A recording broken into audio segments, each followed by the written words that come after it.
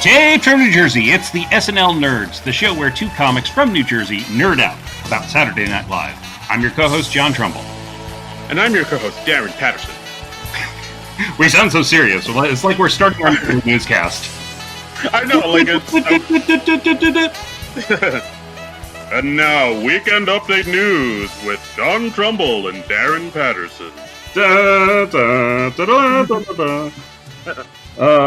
Yes. So, for the first time in a long time, SNL off for the week, for several weeks. We don't really know at this point when they're coming back. Darren was telling me before we started recording, he thinks it might be December, and I kind of agree with your logic on that.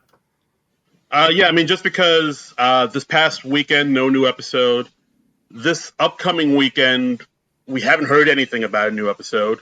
Right. And the weekend after that is Thanksgiving weekend, so you got to take that off. So, after that, we're in December. So, I honestly think we'll probably get some December Christmas episodes, maybe two, maybe three, and then that's it. So, I don't see it coming back till then.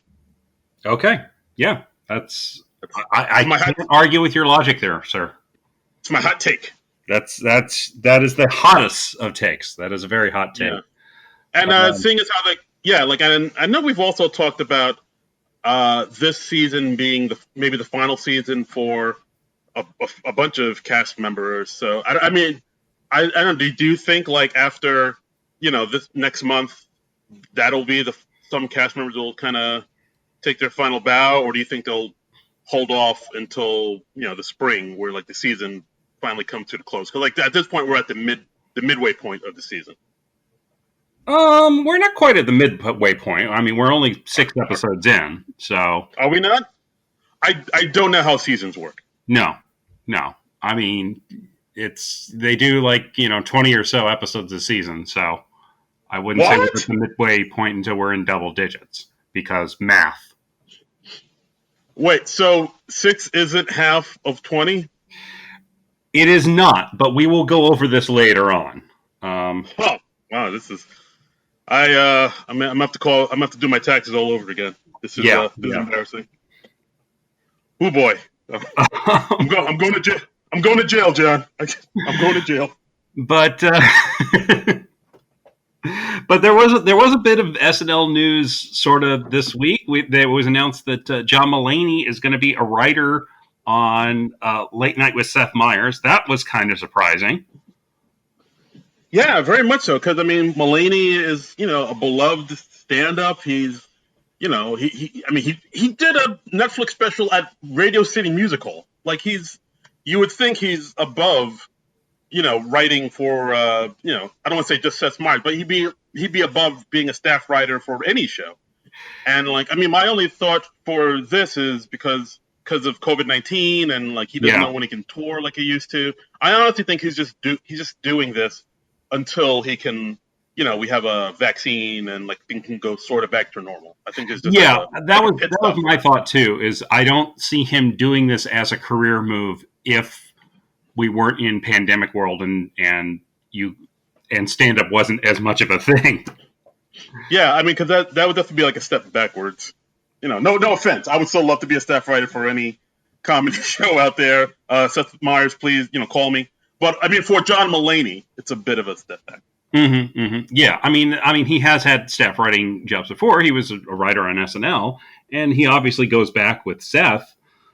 So I think it's really interesting. It's going to be neat to see what sort of material he turns out for them. I enjoy Seth Meyers' show to begin with, so I think this is only going to be a good thing for him. Yes, and plus now that Amber Ruffin has her own show on Peacock, I'm assuming.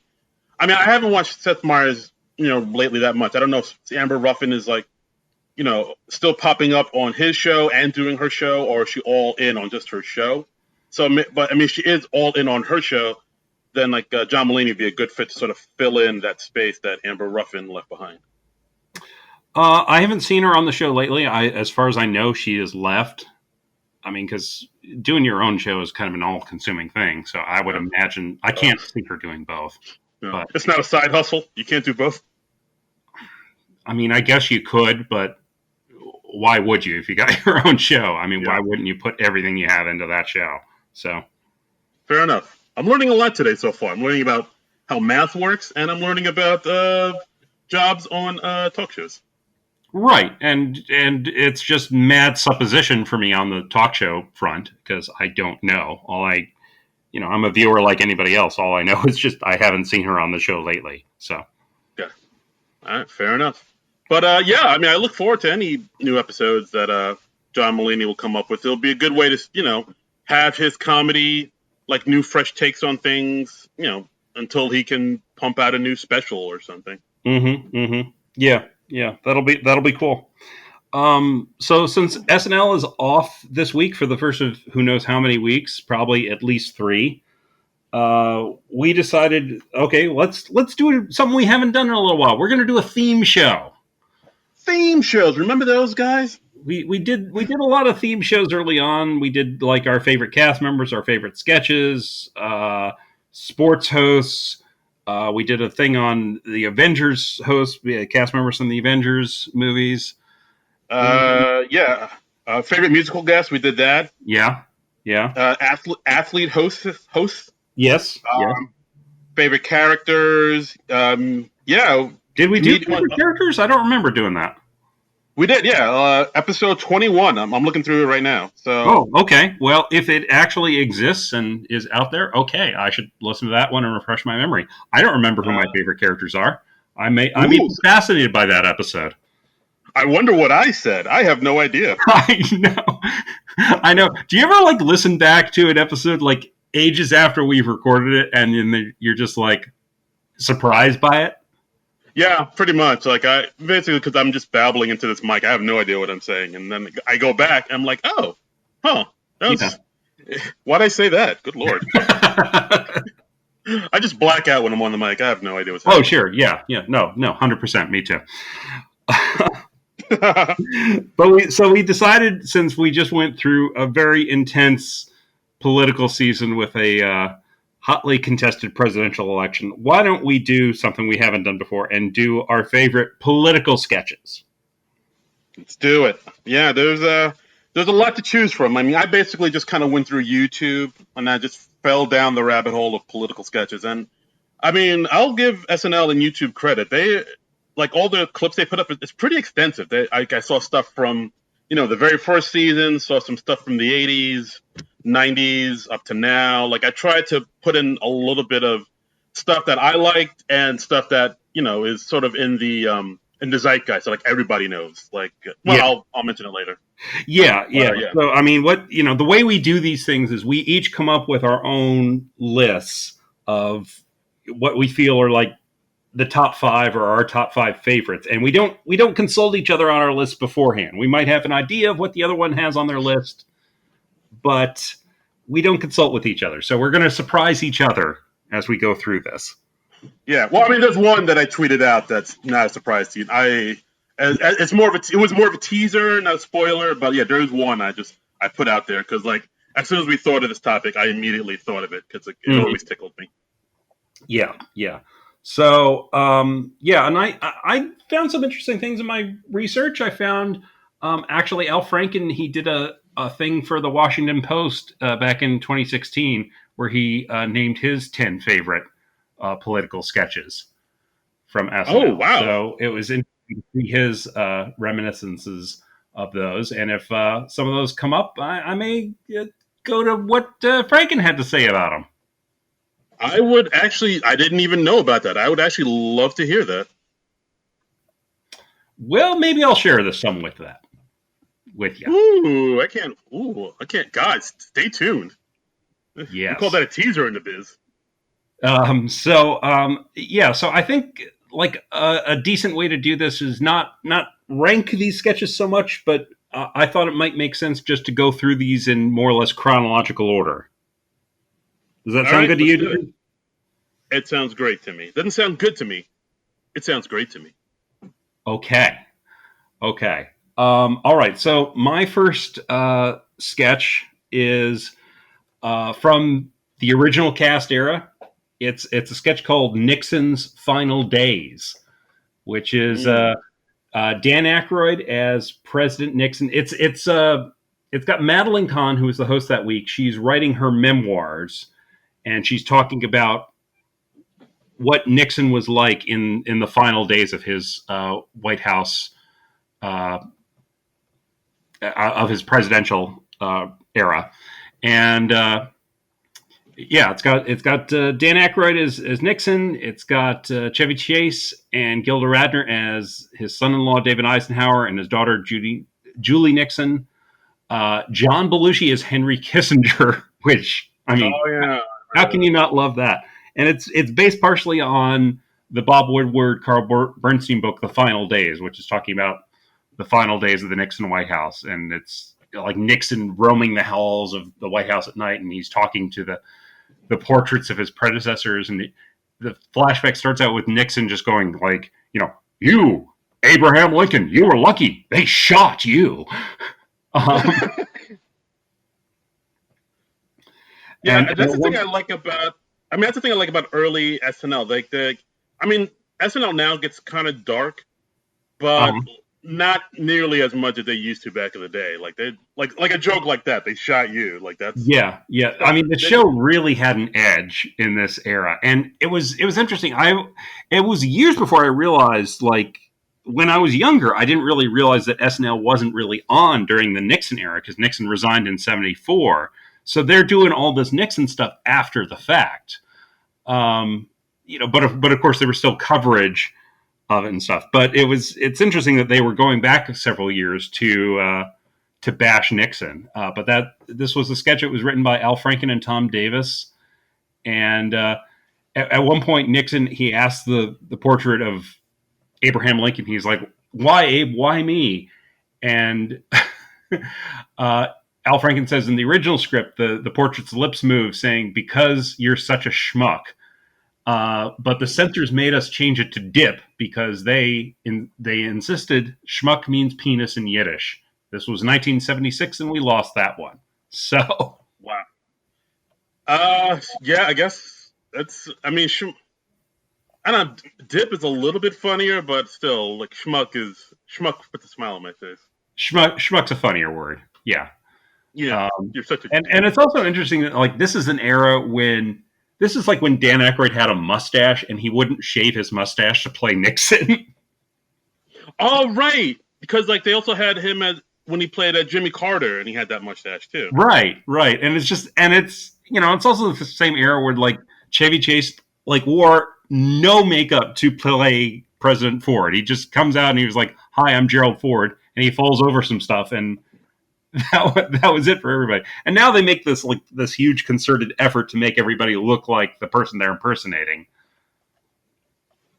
Yeah. Like I did look at a bunch of old Chevy Chase as Ford sketches on YouTube. There was one. It's probably the first one they did where they said, "And now the President of the United States, Gerald Ford," and of course they pan in on Chevy Chase, just looking like Chevy Chase, no makeup at all. And across the screen, it had the words, "This is not a good impression of Gerald Ford." and then it said, "But Rich Little won't work for scale." Wow. I don't remember that, but that sounds very funny. Yeah, it's a sketch. It's one of their cold opens. It's like less than like a minute and a half long, called Ford on the Phone. You can look at it and see Chevy Chase in all his goofy glory. Chevy Chase, back in the day. Oh, back in the day. But yeah, right. So the Nixon sketch. The Nixon sketch. That was my first choice. Oh, nice. It's a good choice. All right. As far as that goes, let's just keep on going with the Nixon theme. I found this one sketch this morning. Like, I didn't even really know about it, and like I kind of found out about it when I was watching a sketch that one of our fans Ruby the Roof. She tweeted at us this sketch, this Joe Piscopo as Ronald Reagan sketch, and then as I was watching that, we can talk about that one too because that one's pretty edgy. As I was looking at that, they had like a list of, you might like these other sketches, and then I found this one sketch from '84 where it was the 60 Minutes cold open. where Tim Kazurinsky was interviewing Richard Nixon, and Piscopo was playing Nixon. Did you see this one? No, I haven't heard of this one. Oh. Have you seen this one? Have you heard about it? As soon as I said, I realized, I said, have you seen this? Have you heard about this? Yeah, hey. So this sketch I thought was really interesting just because it was a cold open, really short, season 9, 1984, but the sketch takes place in April 14th, 1994. And they were referencing the interview that Nixon did with 60 Minutes back in 84. So, and they were saying, hey, this is 10 years later. We did an interview with you back in 84. And so do you have any more new info? And he was like, the gist of the sketch was that Nixon kind of lied about everything he said in 84. Now he's doing this new interview because he wants to make more money, and like how he can make a bundle off this new interview. And I don't know, it was really interesting because one of the questions that Tim Kazurinsky asked him was saying, how does it feel to be the most vilified man in America? And Piscopo, as Nixon, said, oh, I love it. Like, look, if you're going to lie, cheat, and betray a nation's trust, people will hate you. And if people hate you, they'll want to know all about you. And if they want to know all about you, they got to pay through the nose. Which was like, wow, that's an interesting thing to say. And then he goes on to say, yeah, take George. Yeah, it's like, and then he says, take George McGovern. He helped the poor. He hated war. The entire country thought he was a saint. The sucker never made a nickel. And like that cynical truth. Like as I was watching this, I remembered reading that tweet about how Trump might get like a book deal, and I was like, oh wow, that's like this. And it was like, I don't know, there's just that biting truth to it that that really drew me in. Wow, that sounds like something else. Yeah, and also like since this, I saw that the sketch is supposed to take place on April 14th, 1994, and then I thought, wait, was Nixon dead by then? And I looked it up. So this, like I said, this sketch takes place on April 14th, 1994. Nixon died April 22nd, 1994. Wow. I don't know how they did that. I'm sure it's just like a coincidence, but still, that's like super eerie. That's kind of freaky. Wow. It really is. So yeah, that's one of my favorites. I didn't even know about it till Ruby the Rube sort of pushed me in that direction with another sketch that she tweeted to us about, which we'll get into it later. Okay.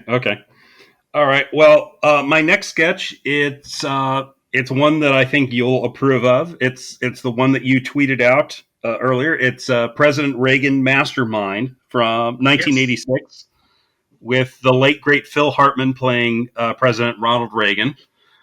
And this one, it's kind of brilliant in its simplicity. It's just Reagan is sort of the doddering old man that we remember him as, sort of the lovable, well, yes, amen.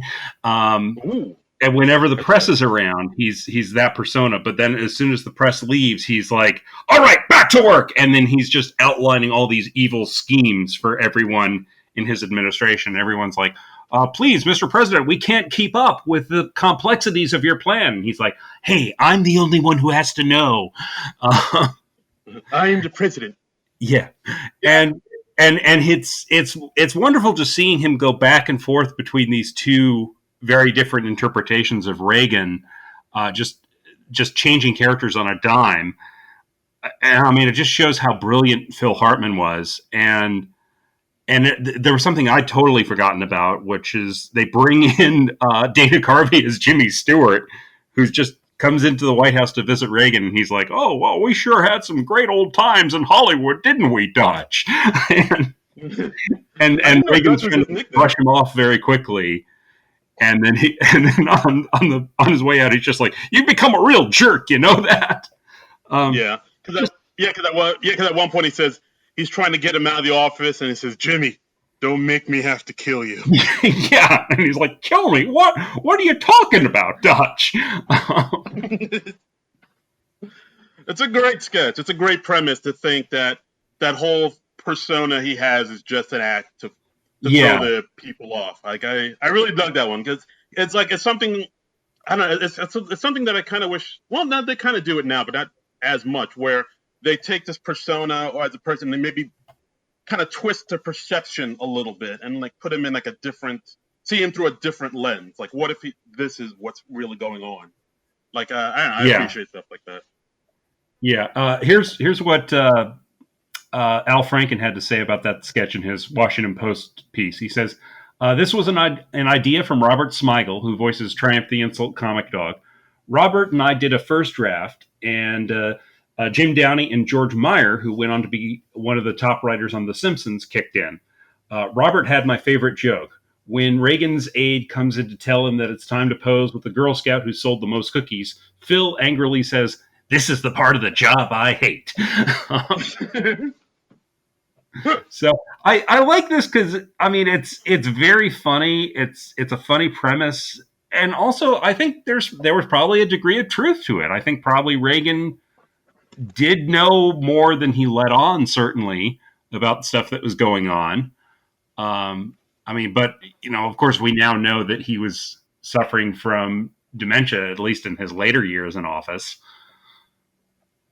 So Yeah, but yeah, just the idea of him, like you said, being this criminal mastermind that could like speak different languages, do mhm. complicated math equations in his head, quote Yeah, Montesquieu. At one point, he yeah, quoted Montesquieu, and like I don't know, it's just like a really hilarious juxtaposition that like yeah, I really dig. That's why I tweeted out. I was like, this is one of my favorites. I really dig this sketch. And plus, yeah, it's all like the whole thing kind of hinges on Phil Hartman, bolstering the sketch with his performance. And of course, as always, Phil Hartman does it masterfully because he's the best. yeah, yeah. I mean, yeah, he carries this sketch. This sketch would not work without Phil Hartman's performance as center it, and just wonderfully done, man. He's the best. And yeah. And if you want to, we'll ease into this one. If you want to talk about another sketch that's all Phil Hartman, we could talk about Bill Clinton going to the McDonald's. That sketch. I'm not surprised you picked that one. I considered that one. I decided against it. But yeah, please Ooh, tell us what you think about this one. interesting. All right. All right. So this is from season 18, 1992. Bill Clinton, played by Phil Hartman. He's on a jog, a run with two Secret Servicemen, with Tim Meadows, Kevin Nealon, and of course they stop into a McDonald's after jogging literally 3 blocks, and everybody in the McDonald's is like, "Oh my God, it's the president! It's the president!" And he's saying, "Hey," he's being gracious to everybody, and of course all the while he's eating food off of people's trays, saying, "Oh." And like at one point, Ellen Cleghorn has a baby, and Bill Clinton says, "Hey, that's a beautiful child. What are you getting? What's his name? Oh, her name's Shamika." It's like, "Oh, that's so beautiful. That means African princess, right? Oh, it's a beautiful baby." Say, "You gonna finish those fries?" And of course, it's him shoveling fries into his mouth, and he just goes from table to table, just eating egg McMuffins with barbecue sauce on them, just and like you can see he's actually eating the food. It's like they got actual food there, and he's actually just chewing and shoveling and talking with his mouth full of food. At one point, somebody asks him about the sending the military forces to Somalia. I believe it's Rob Schneider, and Hmm. he uses like the food to sort of uh, articulate his point about sending military forces to Somalia because like as they send food to different countries, they get intercepted by warlords, and he demonstrates by sort of intercepting the food that's that's supposed to go to the warlords. Like he'll say, "Oh, pretend this Big Mac is supposed to go to this country, but intercepted by warlords," and he takes a big bite out of the Big Mac and whatnot. And I think at one point he almost breaks because his mouth is so full of food. He has trouble chewing. He has trouble chewing and talking at the same time. But like I think he had like a drink of somebody's milkshake and he got through it. Yeah, yeah. I one line I really liked in that was like at the beginning as they're entering the McDonald's. Um, I think one of the Secret Servicemen says like, "Hey, we shouldn't tell Mrs. Clinton about this," and Phil Hartman as Clinton just says, "Hey, let me tell you something. There's going to be a lot of things we don't tell Mrs. Clinton about." Heyo, he's a horn Uh, dog. yeah, yeah. It's a good sketch. It's not one of my personal favorites, but yeah, Right. But yeah, again, that's a sketch that, you need Phil Hartman to bolster it. Without him, the whole thing kind of falls apart. And as always, he delivers in spades. Hail Phil Hartman. Yay, Phil Hartman. Yay. All right. Well, my next choice, it's also a Bill Clinton sketch. Well, actually, not quite a sketch. It's an appearance from Bill Clinton on Weekend Update, and it's Daryl Hammond as Bill Clinton. This was one that just Oh. popped into my head, and I looked it up to rewatch it. It's just kind of a quick 3-minute segment on Weekend Update, but it's Daryl Hammond as Bill Clinton reviewing the movie The American President. Do you remember this? Yes, that's the one with Douglas, right? Michael Douglas? Well, The yeah, movie? the movie was with Michael Douglas. I Oh, was asking if you remembered the Weekend Update segment. I think you're talking about the movie. That segment I kind of remember, yeah. Yeah, well, I mean, Clinton comes on and he's just like, it's it's the uh, it's the heartwarming story of an American president who's raising a 12-year-old daughter because his wife has tragically died. I love this movie. and and they just and at one point Norm Macdonald, who was the Weekend Update host at the time, he just says like, well, Mr. President, what did you love most about this movie? And he just goes, the dead wife. So it's just Oh, boy. he's just saying like, Rob Reiner tapped into an essential American fantasy here of a young man who grows up to become president, and his wife tragically dies, and he's left with all the trappings of the office, free and unattached. and, Yeah.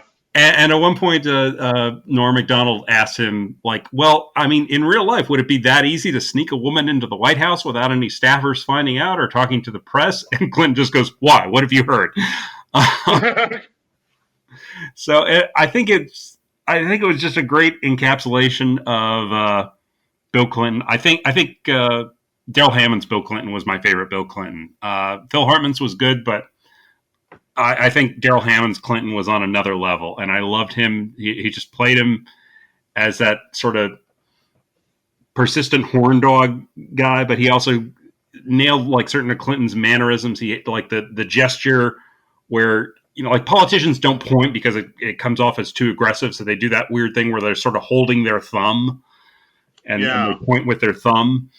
And he did the little lip bite when Clinton would be doing something like "I feel your pain." He just really nailed Bill Clinton, and I just wanted his Clinton to have some representation on this list. Yeah. No, no, absolutely. I mean, Daryl Hammond's Clinton. It's probably it's the one. It's the Clinton. It's the one everybody judges other Clintons against. Like, just like, I mean, if we're talking politics, I mean, of course, Daryl Hammond also had a Trump impression. I think Phil Hartman also did. Phil Hartman definitely he did a Trump impression too, but He did Trump Hammond's a was few times, better. yeah. Right, right. I don't know. Daryl Hammond's always just been really good at like really zeroing in on one small thing in a character that like maybe most other people just didn't notice or maybe always knew was there, but just didn't really focus on it. But he's able to like sort of hone in and zero in and focus on that one little thing and sort of base an entire impression around that one little thing. And he pulls it off beautifully. Yeah, yeah. Just wonderful stuff, man. Absolutely. All All right. right, Well, what's so next for you, Aaron?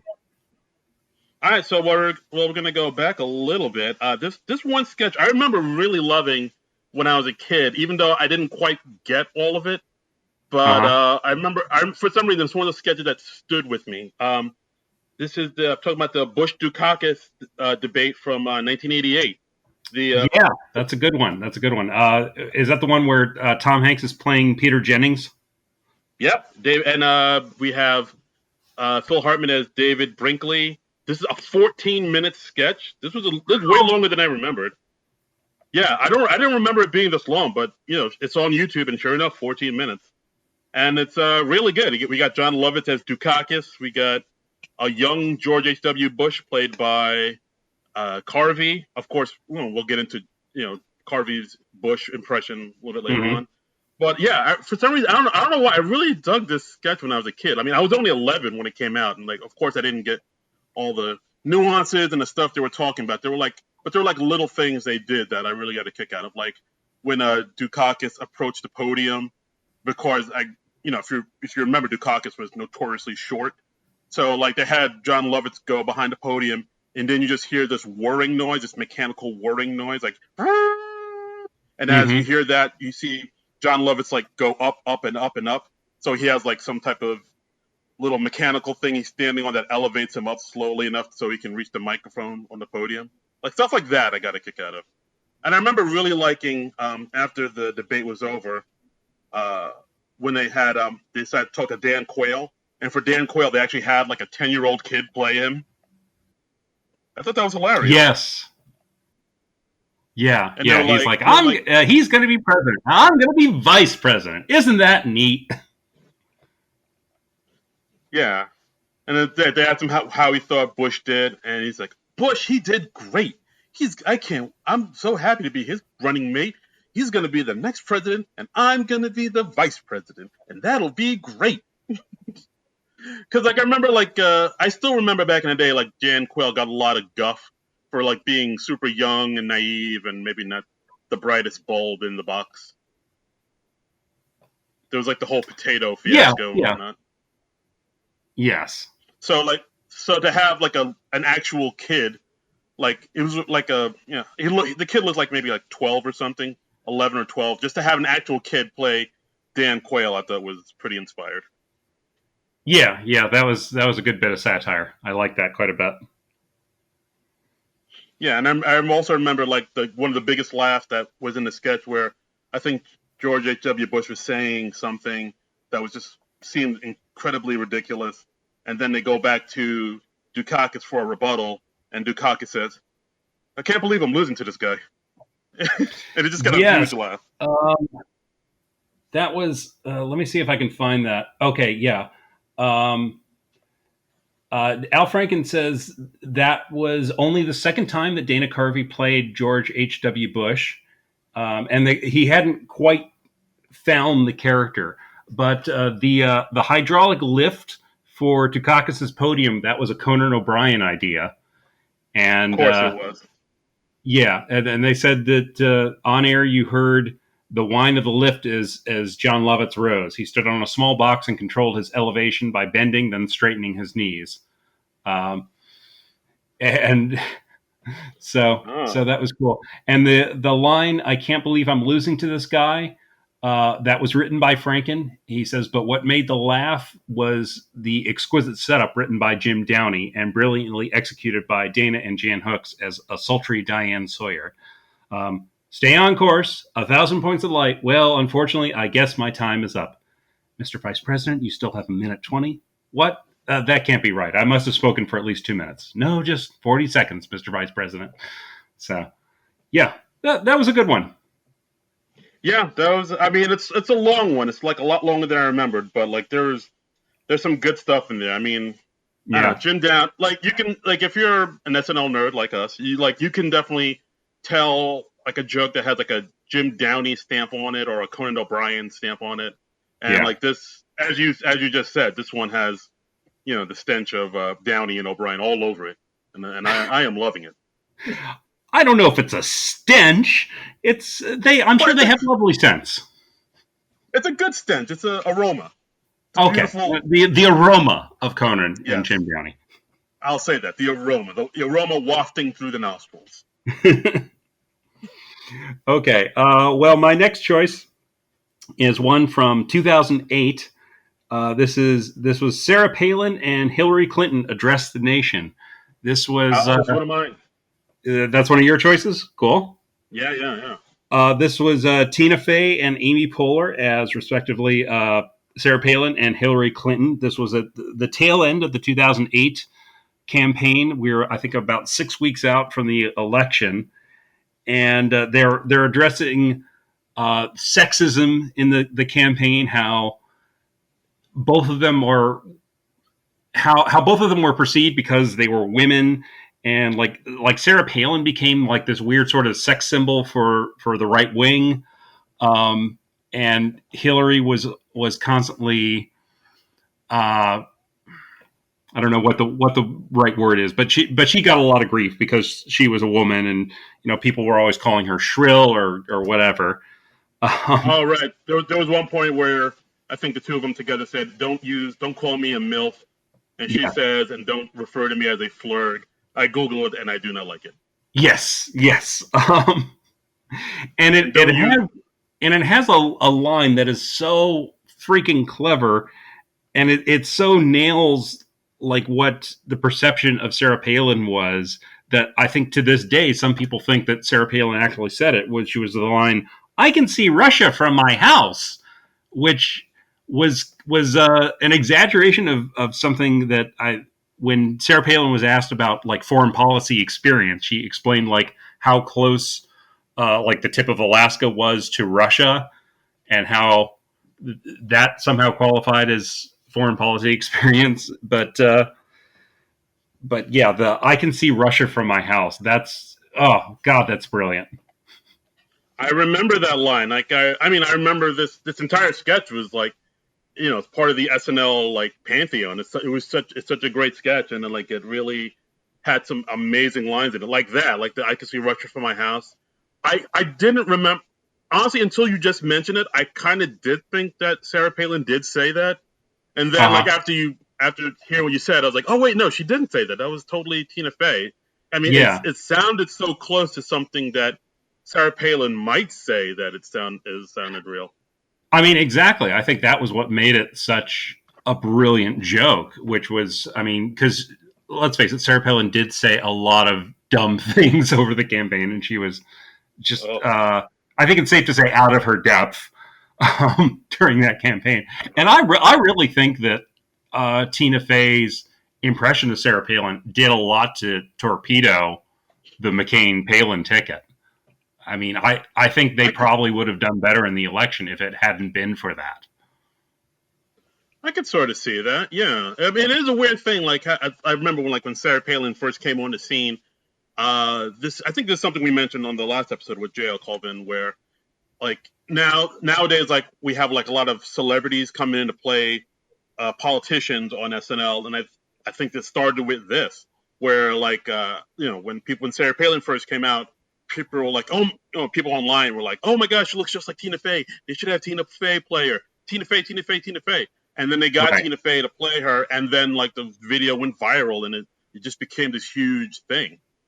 Yeah, and I remember in Tina Fey's book Bossy Pants, she talked about that, and I mean, Lauren Michaels said it was like the first time the audience kind of cast a character, and I think it was probably just so many people hadn't realized that Tina Fey had been off SNL for a few years by that point. They thought she was like still a current cast member, but she was off doing 30 Rock, and that's why it was like somewhat questionable if they would get her back to do it. But she did it as a favor, more or less, to SNL, and it's something else. And she also talked about how it, like, in only about a month's time, when she did the Sarah Palin character, it cycled through the basic life of an SNL character, where it's like the thrill of the new, and then it kind of plateaus, and it peaks and plateaus, and then people are almost sick of it by the end. Yeah, very much And so. she says, Like, well, we cycled through that in about a month.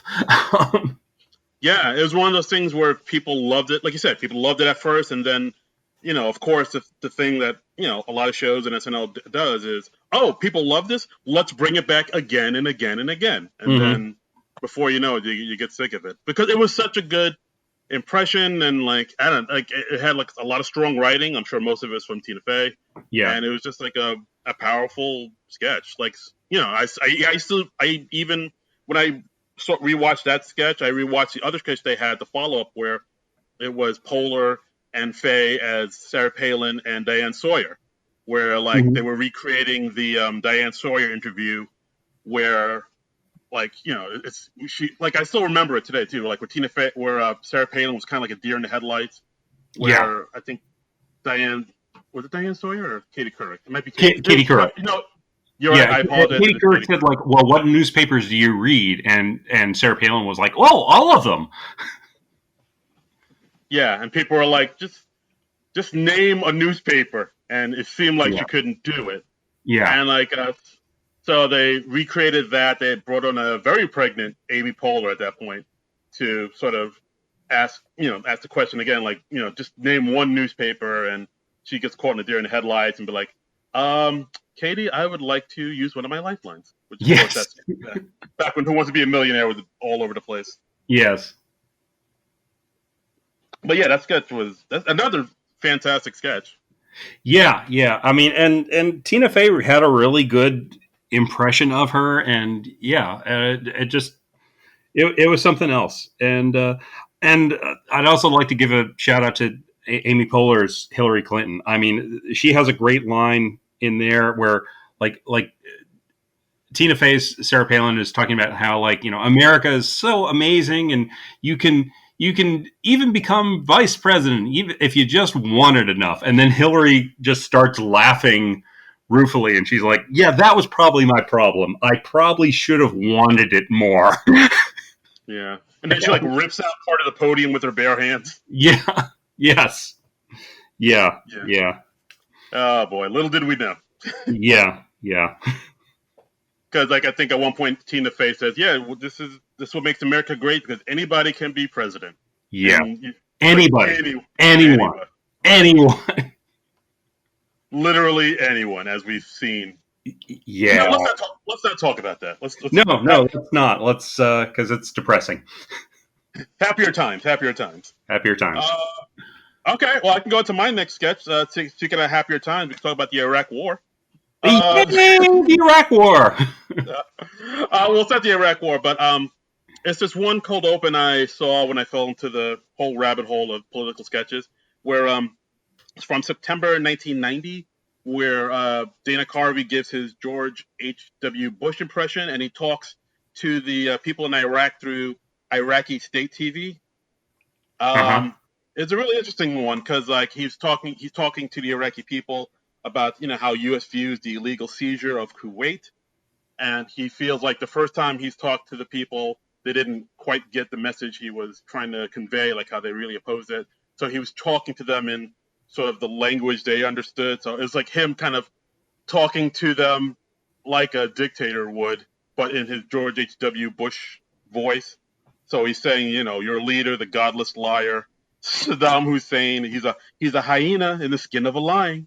America, we're like a great scorpion. And so he was like talking to them in that vernacular, and they said like, do not mess with us. We are America. We are great. We are like a scorpion and a cobra, and your children shall wander aimlessly. Their reasons shall desert them, and they will not know where their father's bones are buried. And he said this all in his. I mean, it was tough for me to pick like just one Dana Carvey, George H.W. Bush sketch, because I mean he took that character to such an incredible, bizarre place. I mean, it became so exaggerated by the end. The Nakanada and just that weird nonsensical way of speaking, and by the end, it didn't really have much relation to how George H.W. Bush really spoke, but it was so funny you didn't care, Yeah, because it's the voice and the hand gestures. He just was able to sort of, it's like jazz, man. He was just able to like kind of freestyle it. Yeah. So then after George Bush gives this, so then after Bush gives this speech to the Iraqi people, then they cut to sort of these Iraqi like news pundits giving their analysis of the address and what they said, and it's kind of four SNL cast members in like brown face. So it's like Tom Davis, Kevin Nealon, and Phil Hartman dressed as people from Iraq, and Jen Hooks wearing a burqa. And so they asked the panel, what do you think of Bush's address? And Tom Davis says, "Oh, I was impressed. It seems like he's a madman we can deal with."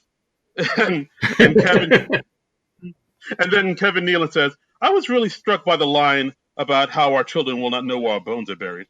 I mean, I have several grandchildren, and I want them to know where my bones are buried."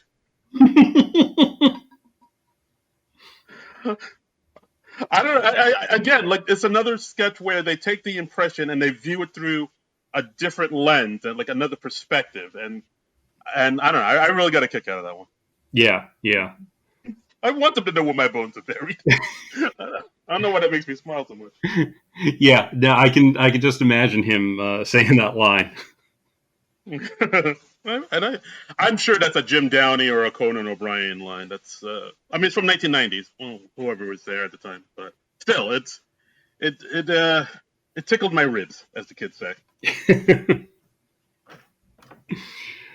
Okay. Well, I guess it's my turn again. So Oh yeah, yeah. this one is the most recent one in time, but I rewatched it this morning, and I think it really was something else.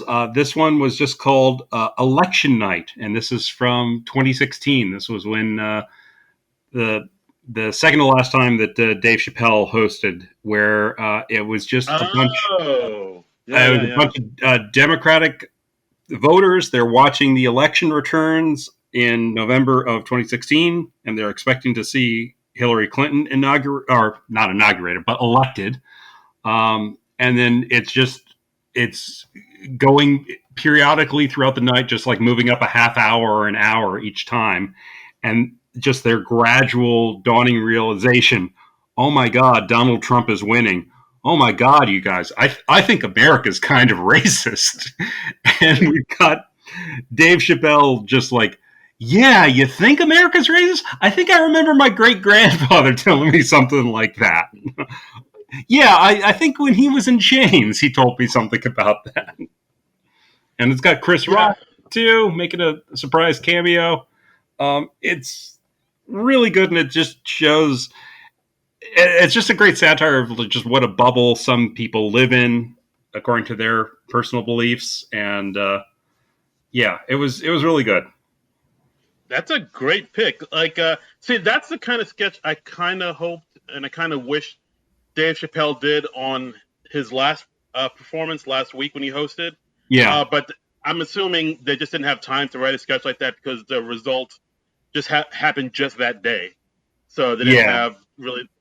So I mean, if you remember that last episode, there weren't too many sketches around, centered around the election. There was like maybe the one where they were driving away in the white Bronco, the final sketch, which was like hmm a few minutes long. But like every other sketch they had really didn't deal with the election that much, except for the cold open and weekend update. So, but like part of me wished they had enough time to like write a sketch like that one because that really was an amazing sketch where yeah, like they were kind of taking it through a different lens where white people, white liberals are kind of coming to the realization that the same realization black people have had for decades. Where like, yeah, America's pretty much like this. Yeah, yeah. Like at one point, Cecily Strong's character is like, "Can you guys imagine what it's like to be a woman in this country where no matter what you do, you just can't get ahead?" And then it just cuts to Dave Chappelle and Chris Rock going like, can we imagine that? Yeah. yeah, I mean, it's. I still consider this a political sketch, though, because it really does make a point about politics. It doesn't have anybody impersonating any politician, but I thought it was brilliant back in 2016, and yeah, like you, I was kind of hoping for a semi sequel to it, where they did like a similar premise of them watching election returns, but it was not to be, I guess. I guess not. I guess Chris Rock said, "Well, I already did the show, so I ain't come back." And Dave Chappelle was like, I'll just do two sketches. Yeah. Yeah, but still, that's a great pick, man. Wow, I wish I thought of that one. Holy moly. Well, you Uh, didn't, did you? Did you, all Darren right. Patterson? Oh, no, I did. No, that was me. I've brought great shame to my family. Uh, well, another sketch we could talk about. It's actually one my sister tweeted at us Cool. about. She was my sister at Bacon Awesome Love saying, I was just watching this last weekend. The first appearance was the best. It was manic and loud and ridiculous, but hit every fucking beat. Favorite art is where she drove the podium into the audience. I guess my favorite part. And of course, I'm talking about when Melissa McCarthy came on as Sean Spicer. Yeah. Okay. Wow, all right. Just Not shocked. one of my Shocked favorites. I got to be honest. Yeah, Really? that was never one of my favorites. Huh. All right. Yeah, it was.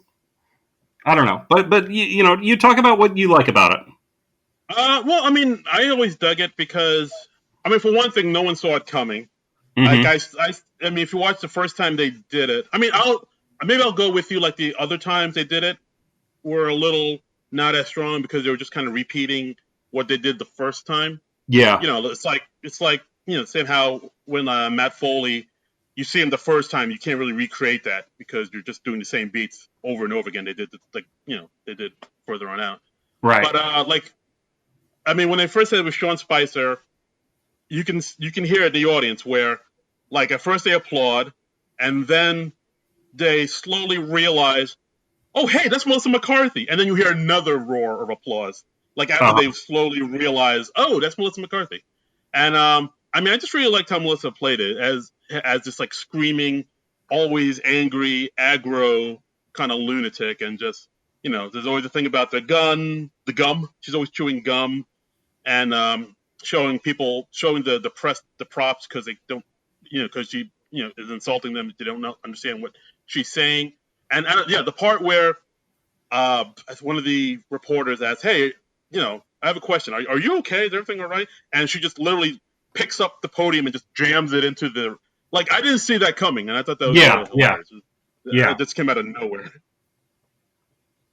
And Yeah. I don't know. I mean, of course, it's again is another sketch where it really depends on one person to really make it go, and if that one person can't make it go, then the whole sketch falls apart. And I mean, I'll give it up for Melissa. Like, she had all the energy and like the all she had everything it takes to make this thing work. And I don't know. I really dug it. Yeah, that was one that got old for me really fast. I felt like they really drove it into the ground because like it seemed like almost every show for I think at least a month they were having Melissa McCarthy as Sean Spicer. So I got very tired of it very quickly. So I can see that. I mean, if I'll it had just been just one sketch, I think I would have loved it. You know? right, but again, it's that thing with Sarah Palin, like we talked about, where people were like, "Oh, this did well, this hit," because it really did hit. Like, people were like, retweeting it and sharing it all over the interwebs, and it became like a big deal. And it's that thing that they do, where it's like, "Oh, it was a hit. Let's bring it back 9 or 10 more times and hit the exact same beats. Don't really change anything. Amp it up here or there." And yeah, it doesn't work the second, third, fourth, or fifth time as much because all the surprises are gone. Yeah, yeah, So yeah, but yeah, but like the first time they did it, like the first time Chris Farley came out as Matt Foley. The first time is, I thought, when it all worked, just because of the surprise of it, and like how, like, I'll just say that it was like shockingly good and surprising. okay. Mm-hmm. All right. So I mean All right. that's my five. Do you have anything that you wanted to give an honorable mention to? Um, sure, absolutely. Well, I mean, there's one. Well, I mean, checking on the Twitter, there was one that I mentioned earlier that Ruby the Rube tweeted us about. She said, "Oh, here it goes. It was rarely laugh out loud funny, but I liked how aggressive early '80s SNL was towards Reagan." And then she tweeted at me tweeted at us this sketch, Reagan Brand Economics. I don't know if you had a chance to see it, but No, I didn't watch it. it's this. Okay, so it's this sketch from April of '82. It's about Reagan Brand Economics. It's sort of done in a commercial style. So in the beginning of the commercial, we see this kind of really, down on their luck family. It's Tony Rosado, Christine Ebersol. Christine Ebersol is feeding their kids this type of gruel in bowls in the kitchen. She's saying it's a rat tail gumbo, and then she talks to her husband, saying, we're in dire times. The husband hasn't had a job in months because of his terrible economy, and then Ronald Reagan, as played by Joe Piscopo, pops in and it's like, "Hey guys, what's the problem?" And he says, "Oh, hey Reagan, yeah, we're really hitting hard times here. Just this economy is terrible." And Reagan says, "Why don't you try Reagan Brand Economics?" And I think Tony says, "Well, Reagan Brand Economics, but I only like real economic programs." And then, of course, and Reagan says, "No, Reagan Brand Economics is a real economic program. It's 100% supply side economics, but with no human compassion whatsoever. They really get in there, and so they try Reagan brand economics, and 3 months go by, and they have plenty of rat tail gumbo for all. And Ronald Reagan says like, "Hey, what'd you think of Reagan brand economics?" And they're like, "Oh, we loved it. Thanks to Reagan brand economics, 2 of our 3 kids are dead, and we sold the other one." It's like really, and then like it. yeah, and then he looks, and then Reagan looks into the camera saying, "From Reagan brand economics from Washington, where the DC stands for don't care." Well, yeah, there were definitely a lot I more. certainly wasn't expecting Terry Risotto's name to come up during this episode, but no one expects Tony Rosato's name to come up. Yeah. But wow, okay. Yeah, but yeah, if you ever go into like the old SNL episodes, like especially from the early '80s, there were definitely a lot more kind of scathing and cynical towards like Reagan and most politicians in general. Where I think now we kind of play them up as like doofuses and goofy folks. that is true. Yeah, we do tend to go easier on them these days, or the show does at least. Yeah, absolutely. I mean, especially I'm liberal Democrat too, but like I definitely see like they do go easier on the Democratic nominees than they do the Republican. Yeah, but they definitely don't go as hard on them as like they used to back in the day.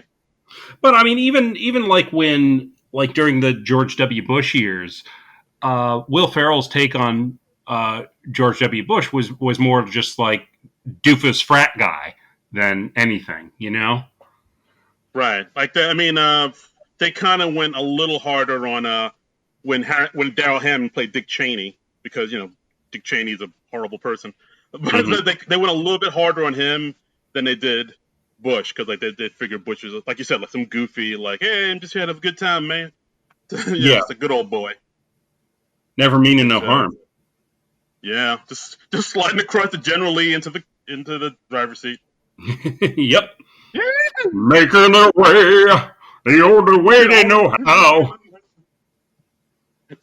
Damn you, Bush boys! Oh man, the Bush of hazards, the Bushes of hazard. Yeah. Yes, that works. Oh boy. So so that was a sketch. That's a sketch Ruby the Rube told me about. That I never knew about, and I was like, wow, they were pretty brutal back in those days. Yeah. There's one sketch I'd like to give an honorable mention to. It was Republican Debate '88. This was from season 13, episode 11, with Justine Bateman and hosting, and Terrence Trent D'Arby musical guesting, which that was the most 1988 host and musical guest combination I can think of. Oh, Wishing Well is my jam. But I think this one was notable just because it had Dan Aykroyd making a cameo appearance as Bob Dole. And his Bob Dole was just so brilliant. He was just like, I don't believe my good friend George Bush. He's lying. He knows it. You know it. I know it. The people at home know it. The American people know it. We all know it. And Aykroyd just nailed Bob Dole's cadences, and I thought it was just amazing, just wonderful. So I gotta go back and look at that. I forgot Aykroyd did a Dole, just because I think we all know like Norm Macdonald's Dole as like the definitive Dole. Yeah, I mean, Aykroyd, I don't know if he ever did Dole beyond this one, but it was just so memorable. And it's also memorable because if I remember the sketch correctly, I couldn't find a video of the sketch, but I did find a transcript of it. And at one point, Aykroyd actually starts to break a little bit, like when he's in the middle of one of those Bob Dole rants. But he just kind of nailed Dole's sort of crabby older guy persona. At one point he's talking about how, I didn't grow up with a silver spoon in my mouth. I didn't have the machine that throws the tennis balls at you. And, yeah. All right. Yeah, just really good. I'd love to watch that sketch again. So All right, I'll give it a look. See, yeah, I mean, from what I remember of Norm's Dole, like I remember it was an all right Dole. I thought it was pretty good, but it just seemed I don't know. Do you have any thoughts on Norm's Bob Dole impression? it was good. I enjoyed it. It was fun when he popped up, particularly when they did something like totally absurd with him, like having him be one of the people on the Real World. Oh right, yeah, I remember that. That was fun. I know that Norm got kind of sick of playing Bob Dole. Like they went to that well a little too much for his taste, and also I think it was by that point Norm was like, I only want to do Update. I really don't care about anything else in the show. So That seems fair. Yeah, I mean he knows where his strengths lie. He knows he's not like a character. Yeah, like I mean when I think of Norm in SNL, I just think of him as a Weekend Update guy. And he did the Bob Dole thing. That's just because he'd done it enough times and it kind of took off. But as far as like him being in other sketches, I think even he knew that wasn't his strong suit. yeah, Absolutely. So yeah, we talked about Dole. I mean, we could talk about Daryl Hammond's Al Gore impression. I didn't realize how many impressions like so many of the cast members did. Like Phil Hartman did Trump, and he did Reagan, and he did Clinton, and then Daryl Hammond did Gore, and he did Clinton, and he did Cheney. And of course yeah. Harvey Cheney was good. Yeah, he had a good Cheney. What was it? Carvey had of course, George H.W. Bush, and he had the Ross Perot. Mm-hmm. Can I finish? Can I finish? Like that was something everybody was saying back in the day. Al Franken, in his Washington Post piece, he says that at one point they called Dana Carvey into Lauren's office to show him footage of Ross Perot. I guess this was early in his political campaign. And Dana Carvey looked at it and he was just like, wow, that's like a fully formed comic character right there. And I mean, he didn't really have to exaggerate Perot much. I could see it because I remember Perot back in the day. Like I think people were like comparing him to like a little Yosemite Sam type of character, where he's just just short and full of piss and vinegar. Yeah.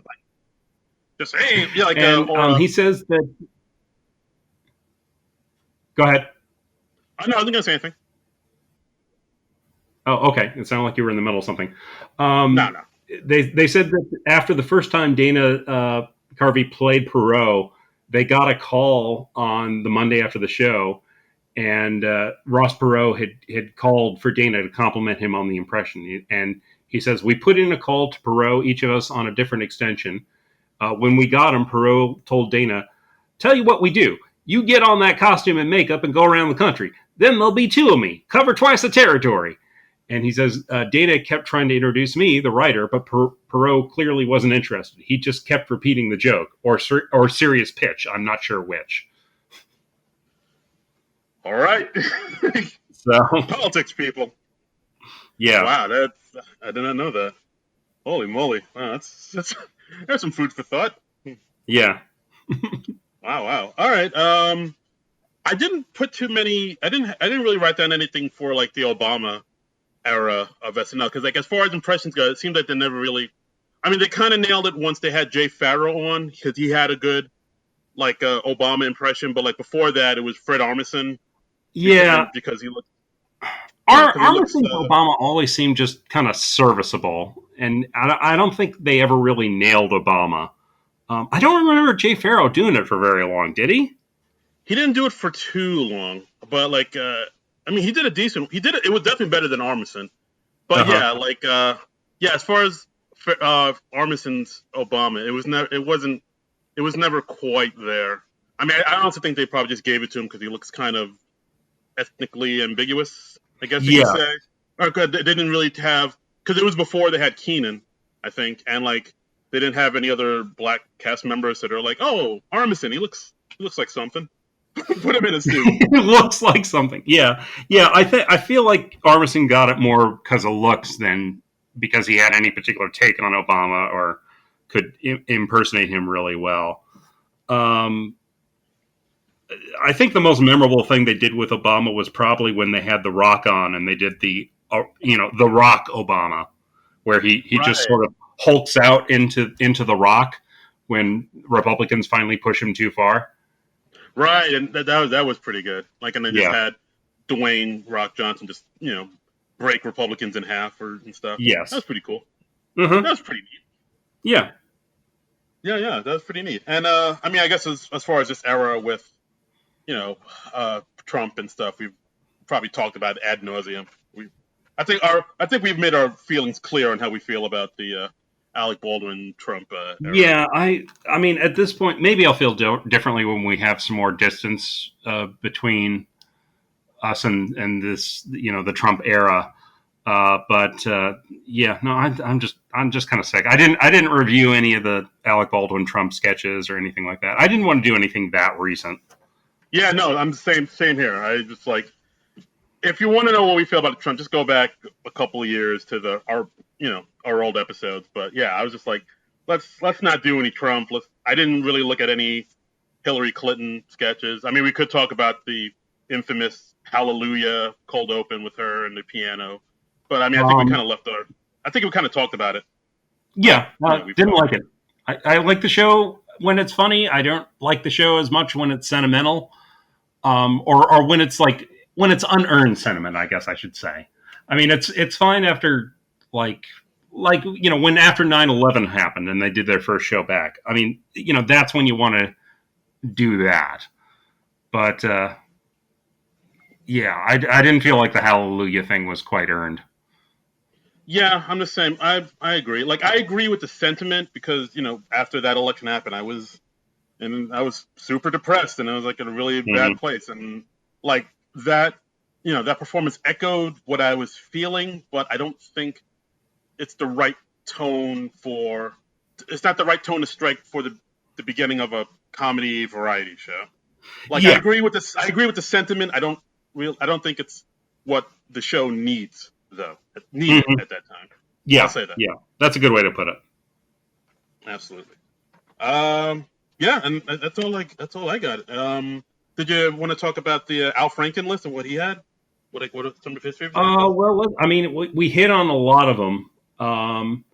Let's see. He mentions a few others. Let me just skip around. He mentioned there was an Ask President Carter sketch that they did in 1977, which the most memorable moment from that was President Carter talking down a guy having a bad acid trip. And I saw that on YouTube. Yeah. Yeah, he says, there were these little orange pills, and President Carter, were they barrel shaped? Yes. All right. Okay, you did some orange sunshine, Peter. Just remember, you're a living organism on this planet, and you're very safe. You've taken a heavy drug. Relax, stay inside, listen to some music, okay? Do you have any Allman Brothers? He mentioned a sketch, I don't remember at all, called The Amazing Colossal President, which was where President Carter gets enlarged from the radiation at 3 Mile Island, and so it's like a spoof of the The Amazing Colossal Man. And I kind of remember that one, yeah, because I think that's the one where they had like Garrett Morris as like a cleaning maid, so they put her, and she also got in there by accident. Yes, and they say at one point Rodney Dangerfield, played by Rodney Dangerfield, breaks the news to Lorraine Newman's Rosalind Carter that her husband has grown very big. How big? He's big, I'm telling you. Let me put it this way. He's so big he could have an affair with the Lincoln Tunnel. He's big, I tell you. He's a big man. He also mentions the Clarence Thomas hearings, which was a sketch they did about the all-male senators on the Senate Judiciary Committee questioning Anita Hill. And then they just kind of get sidetracked into a discussion of porn. And what kind of porn women like versus what men like. As you do. I'm assuming this is an mostly male writing staff at this point. Let's see. Does he say who wrote it? He says Jack Handy, who rarely wrote political sketches, conceived this one. Handy. Jack Handy, he was the guy behind Unfrozen Caveman Lawyer, Toonces the Driving Cat, and Deep Thoughts.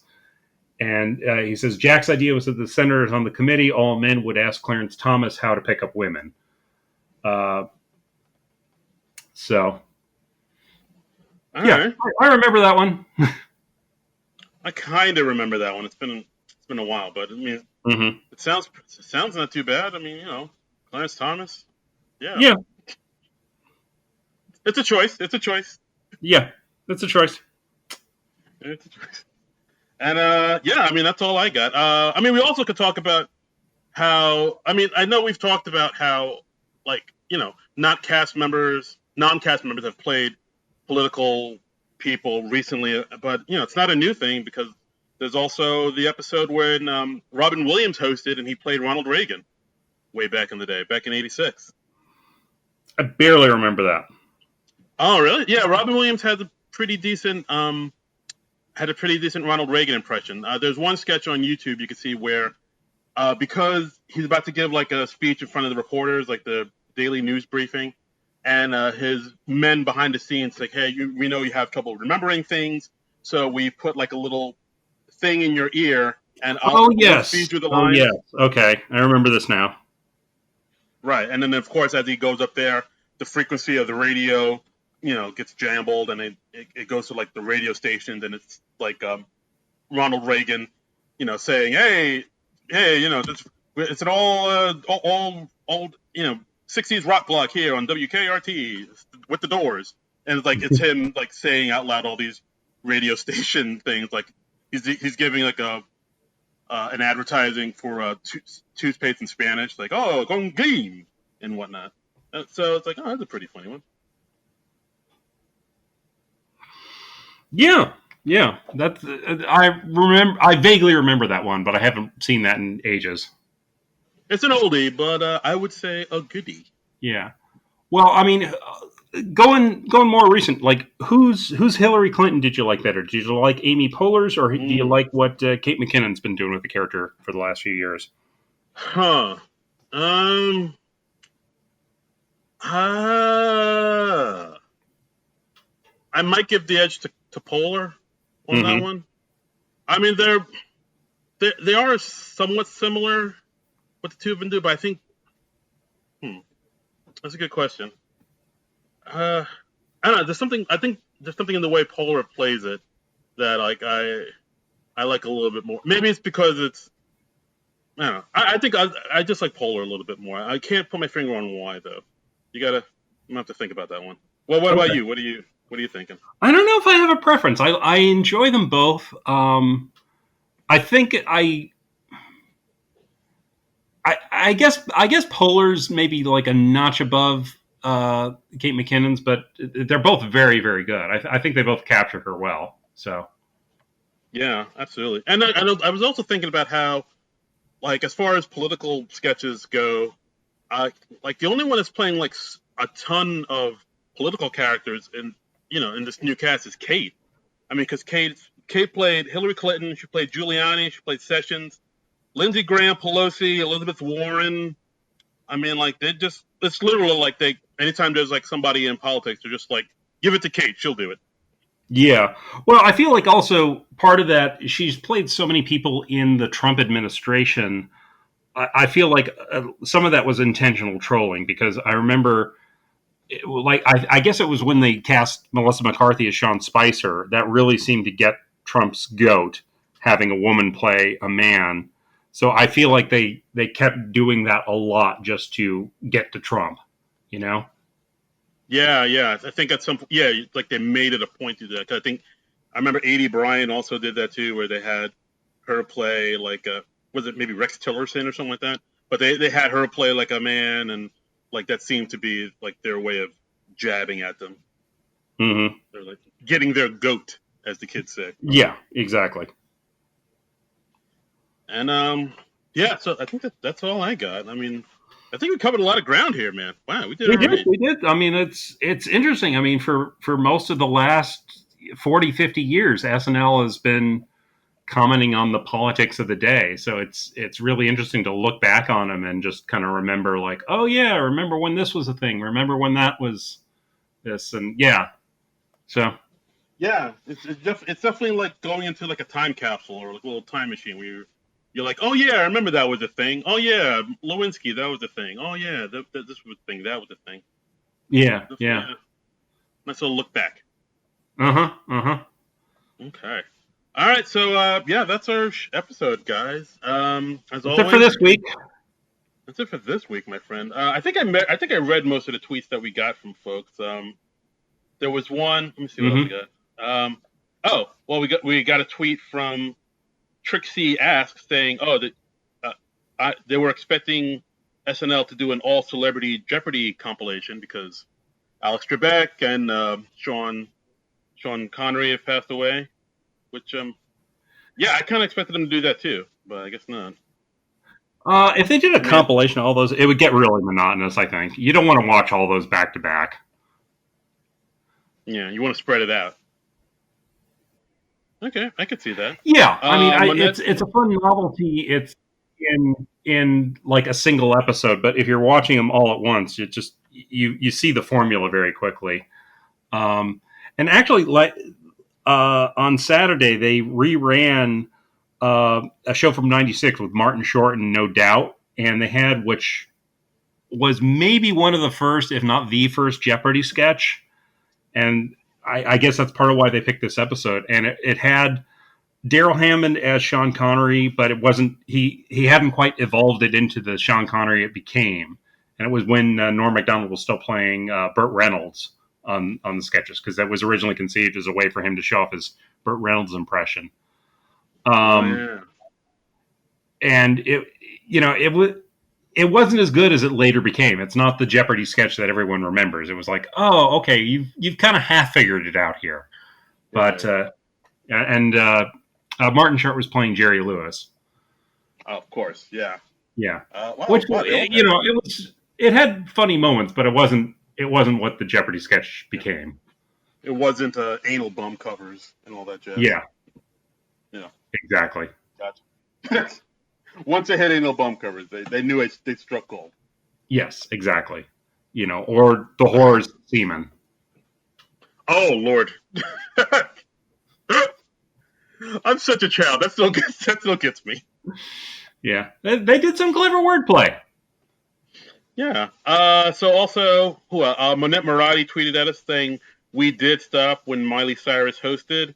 It's both a great music video and a parody and a political sketch." Yeah, that's if you see it, that's like I believe it's a music video when Miley Cyrus hosted and she played Michelle Bachmann in the video, and it's like her recreating her we can't stop video and having like a political twist to it. And a few people tweeted at us, of course, George W. Bush's, played by Will Ferrell, using the word strategery, Mm-hmm. which I feel like that became an actual word for a while.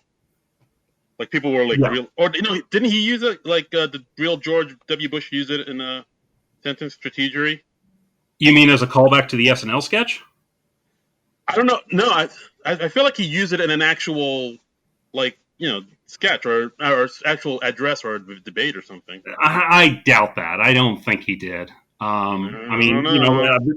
W had his, malaprops and things like that, but I don't think that's anything he actually said. All right. You say I mean, so. if you want to do the research on it, feel free. I'm not going to. Um, actually, wait, no. I'm looking it up right now. Yeah, no, he made it up. Okay. Okay. But it sounded like something that Bush would say. Yeah. Okay. Bush is strategist. All right. Yeah, I guess you're right. Of course I'm right. Never doubt me again. Oh, yes, sir. All right, and that's our episode, guys. Thanks again for listening. And as always, you can follow us on Twitter at SNL Nerds Show. Give us a follow. Listen to the podcast as always. Rate, review. Share the love. Tell a friend. Tell a buddy. Tell an enemy. Tell Mm-hmm. somebody you barely know. Let's get this thing off the ground, people. Yeah, yeah. And you can follow our individual pages. I'm at Trumbull Comic, TRUMBULL, and the word comic. And I'm at Darren Credible, Twitter and Instagram. That's DARIN Credible. Mm-hmm. And do we want to say what we're doing next week, Darren? Let's tell the people what we're doing next week, my friend. All right, you go ahead. All right. Well, I came across this movie. Just goofing around on TV as you do. We're going to talk about this movie called The Opening Act. That's movie about stand-up comedy. It has Jimmy O. Yang, Cedric the Entertainer, and directed by Steve Byrne, a comedian, and had a bunch of other comedians in it too, like Bill Burr, Ken Jeong, Neil Brennan, Tom Segura. And you might be saying to yourself, well, hey guys, I know you guys are stand-ups and all, and that's great, but what does this movie have to do with SNL? Well, I'll tell you, Smarty Pants. This movie also has Alex Moffat and Brooks Wheelan in it. So we figure that's good enough. So let's talk about the opening act. Yeah. So I'm looking forward to seeing this. I haven't seen it before. You haven't seen it before. It's going to be new to both of us. Yeah. We have heard good things. So, we're both in the world of stand-up comedy. A thing that used to happen, back when the world was new, back before the end days. Mm-hmm. And so it'll be good. It'll be good to like sort of see this movie through the eyes of a stand-up comedian. We can like take it apart and be like, oh no, that never happens. They don't pay you that much to open for a guy, and we can look at it through our cynical eyes. Yes. So that'll be fun. So that's next week on the SNL Nerds. So Tune in for that. Indeed. And that's our show, guys. I don't know. Any final words? Anything to say, or how do we end this?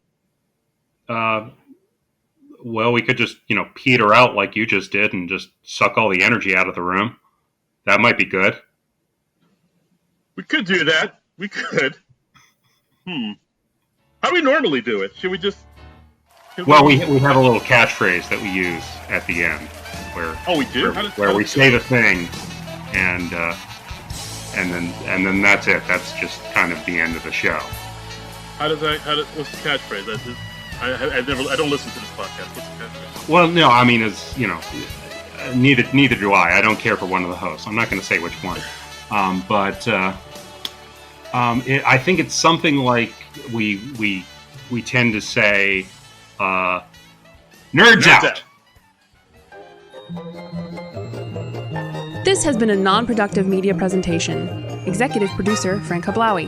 This program and many others like it on the Non-Productive Network is distributed under a Creative Commons Attribution Non-Commercial No Derivatives license. Please share it, but ask before trying to change it or sell it. For more information, visit non-productive.com.